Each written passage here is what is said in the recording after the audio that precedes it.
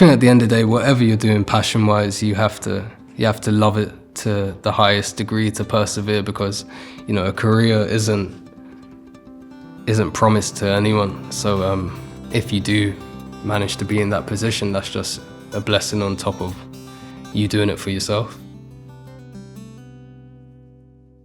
Hi, my name is Deyaz. I'm from East Ham. Bones was inspired by a toxic relationship I was in. I made it around 2 years ago now, and I struggled to put out the track just because I was struggling to confront the feelings of it up until a few months ago, and I felt it was time to share it with my fans. And yeah, it's a song that's really close to my heart. I write from, I would say, an unconscious place. Music's always been a therapeutic sort of outlet for myself, so a lot of stuff that's happened in my life, it's been the way I've sort of been able to reflect on it and sort of find closure in a lot of situations. From a pretty young age, I suffered with a lot of mental health, anxiety, depression, like a lot of us, and yeah, music was one of the main things that sort of kept me sane. I got into quite a lot of drugs as a kid, a lot of alcohol habits, and it continued a lot into my adult life. So music has been, the main thing that's got me through it, and it's also helping me lead myself out of that situation now.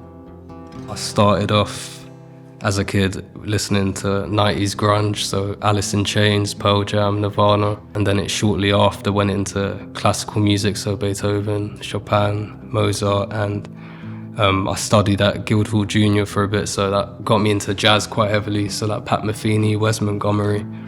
And yeah, it's sort of expanded across all genres. I think I love music as a whole, and I would never confine myself to any one sound or genre.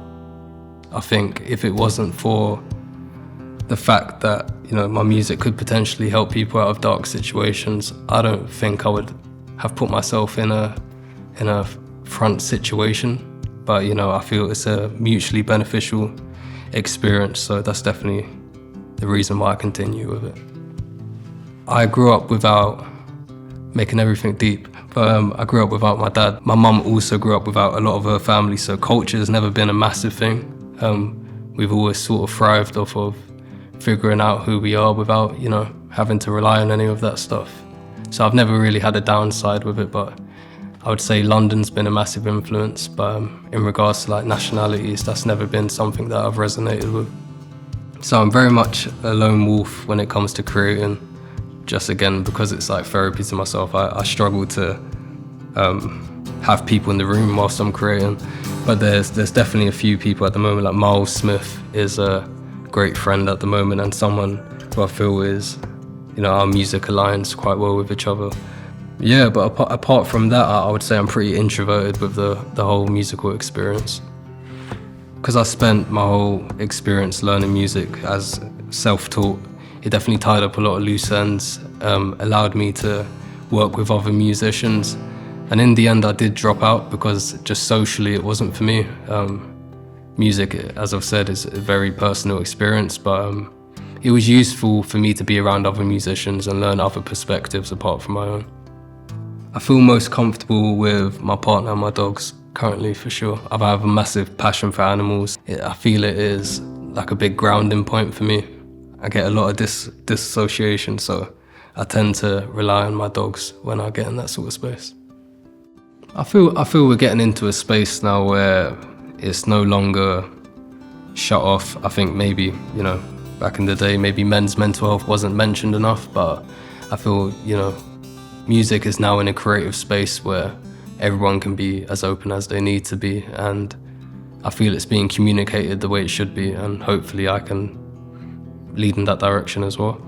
With patience and a lot of my tattoos, I'm pretty big on manifestation. I'm definitely my worst enemy, and I'm in my head quite a lot, so it's definitely, tattoos have just been a way for myself, for me to look in the mirror and remind myself of what I'm trying to attain. Like I definitely, when I got the tattoo patience, had none whatsoever.